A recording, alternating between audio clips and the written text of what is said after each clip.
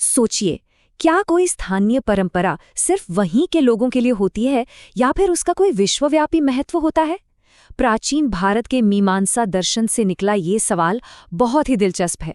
तो आइए आज के इस विश्लेषण में गहराई से उतरते हैं और समझते हैं कि कैसे हमारी भाषा और हमारा व्याकरण ही हमारे नैतिक कर्तव्यों को तय करते हैं।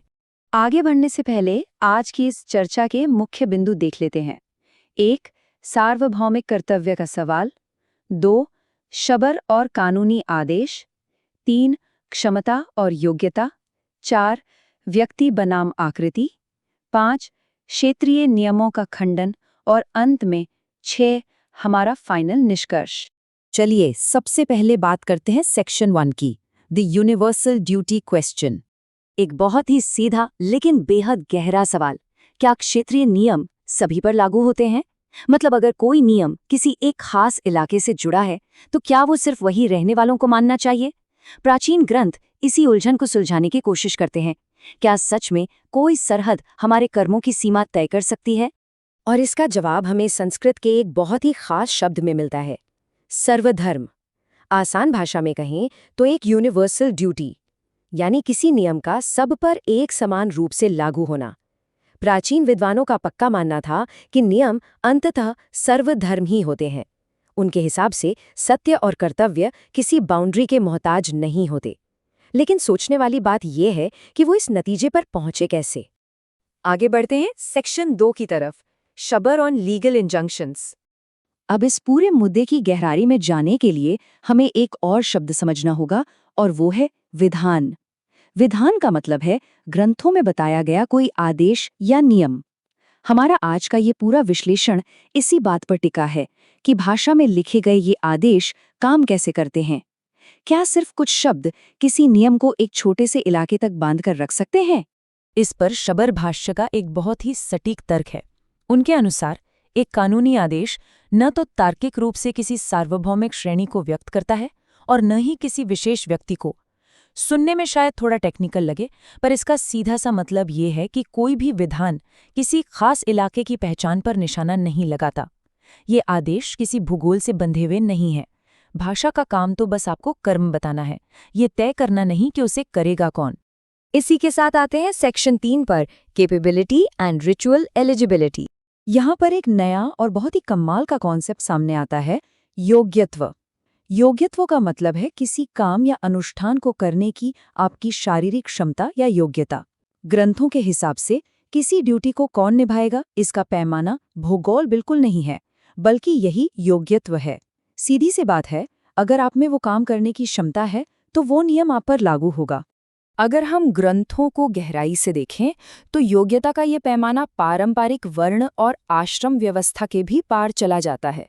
इसका इकलौता अपवाद सिर्फ शारीरिक क्षमता है, जैसे ये नियम उन लोगों को बाहर रखता है जो शारीरिक रूप से उसे करने में सक्षम नहीं है, उदाहरण के लिए दृष्टिहीन या मूक व्यक्ति। सबसे अहम बात जो हमें यहाँ समझनी चाहिए वो ये है कि नियम का लागू होना किसी जगह पर नहीं बल्कि व्यक्ति की खुद की शारीरिक क्षमता पर निर्भर है। उस जमाने के हिसाब से सोचिए, ये कितना स्पष्ट और क्रांतिकारी विचार था।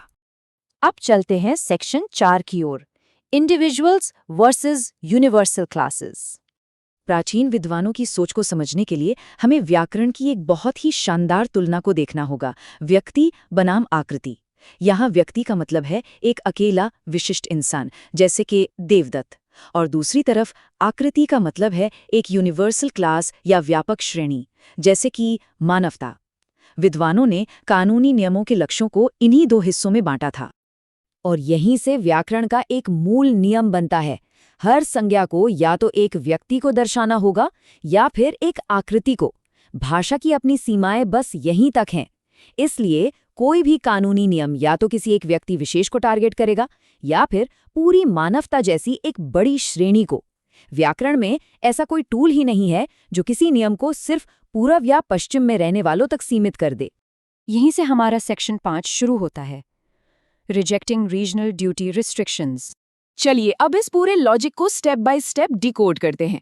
पहला पॉइंट, कोई भी नियम किसी एक इलाके के अनंत व्यक्तियों को एक एक करके तो गिन नहीं सकता। दूसरा पॉइंट, पूर्वी या दक्षिणी जैसे जो हम भौगोलिक लेबल लगाते हैं, वो व्याकरण के हिसाब से कोई सच्ची आकृति या यूनिवर्सल श्रेणी बनाते ही नहीं है। और इसलिए तीसरा पॉइंट, भौगोलिक शब्द कभी भी किसी क्रिया यानी वर्ब के यूनिवर्सल एक्शन को रोक नहीं सकते। आसान शब्दों में कहें तो होलिका जैसे स्थानीय उत्सव भी व्याकरण की नजरों में सिर्फ एक इलाके तक बांधकर नहीं रखे जा सकते। तंत्र वार्तिक का एक बहुत ही पावरफुल कोट इस बात को पूरी तरह पक्का कर देता है। उसमें लिखा है, व्यक्ति और आकृति को छोड़कर ऐसी कोई श्रेणी बचती ही नहीं जिस पर किसी योग्यता को आधारित किया जा सके। जरा सोचिए, जब हमारी भाषा ही जगह के आधार पर कोई फर्क नहीं कर सकती, तो कोई नियम या कानून ऐसा कैसे कर सकता है? ये एक ऐसा सॉलिड दार्शनिक तर्क है जो भूगोल की सीमाओं को पूरी तरह से नकार देता है। अब हम पहुंच गए हैं अपने आखिरी पड़ाव, सेक्शन 6 पर, द फाइनल यूनिवर्सल कंक्लूजन।